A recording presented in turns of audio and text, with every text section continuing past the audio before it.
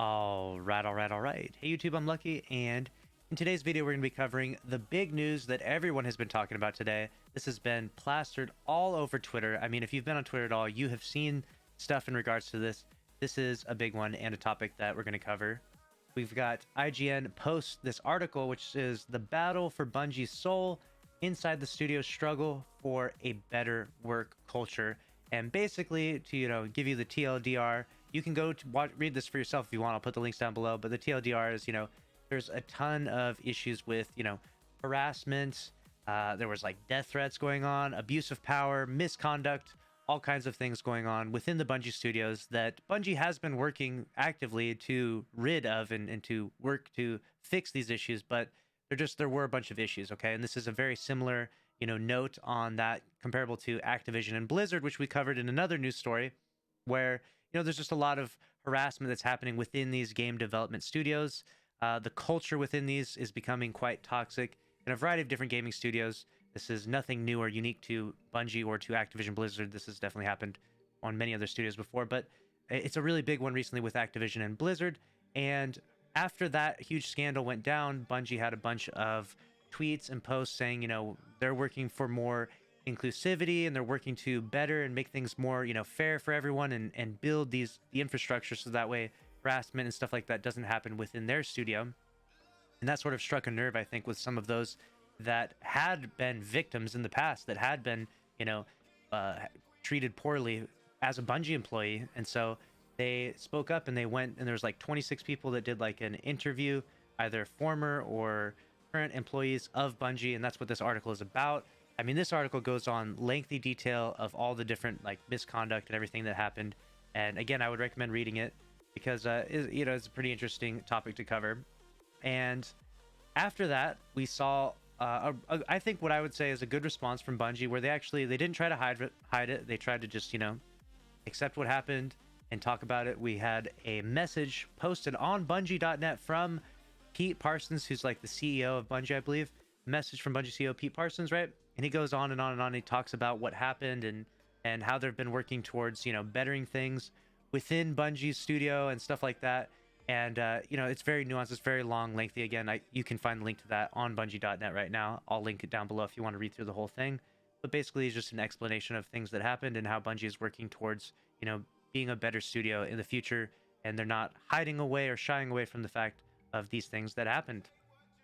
Then we see from Bungie's lead community manager, Cosmo, here. He actually tweets out himself: "I want to apologize to everyone on the narrative team who didn't get the support they needed and deserved by our team during times of hardship, or at any other time for that matter. We should have done more to protect you from toxicity in the past, and we'll do more in the future." This was just one small part of the article detailing few colleagues' experiences in the past and present. We can't rest on the progress made and have to continue to push for more improvements at Bungie and the industry as a whole. Please continue to hold us accountable. And so Cosmo and DMG and several others actually even retweeted this article here, which I think was probably the best play. They weren't trying to hide from it or anything. Just like, this happened. This, it sucks. They're agreeing with it. They're not, shying away from it at all. And, they're just taking it head on. I'm going to go through a few other people right here. We've got the new general manager. We've got Justin Truman of Destiny 2. He says, "I believe everyone who has bravely spoken up, and my heart hurts to read it all. I want Bungie to be a workplace that everyone feels safe and supported in. And while I think we've gotten better, we have much further to go and a lot more work to do. Also, I am confident that every step we have taken towards more inclusivity, diversity, and a healthy work environment has directly resulted in a better, higher quality game for our community. Safe, diverse teams make the best teams."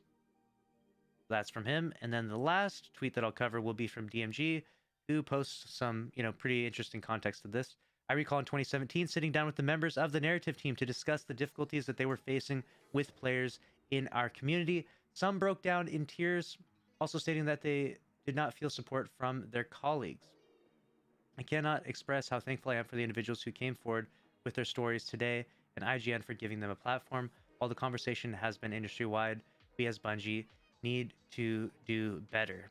And so that was pretty much the whole. I mean, there's several other Bungie devs that came forward. Pretty much everyone was applauding those that were, victims in all of this. And Bungie is trying to just address this issue head on And if you read the article yourself, feel free to post your ideas and thoughts down below. Obviously, it is a pretty big scandal. This is, the stuff that was, put on Bungie from this definitely makes them look bad. But it would seem like they are working towards making their team better, like they're working to rid that toxicity within their studio. So I sort of applaud them for that, I guess. It's definitely a tough situation to give my opinion on because, I don't know all the full context, but it definitely seems like it was a really bad situation back in the day in Bungie Studios. But it seems like they've worked towards getting things better.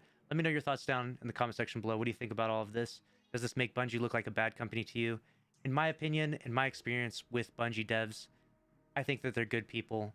I think that this is a few bad apples in a huge studio of like 800 plus people. And those few bad apples, unfortunately, do represent everyone because they wear the tag, Bungie dev, Bungie employee, playtester, whatever it may be, right?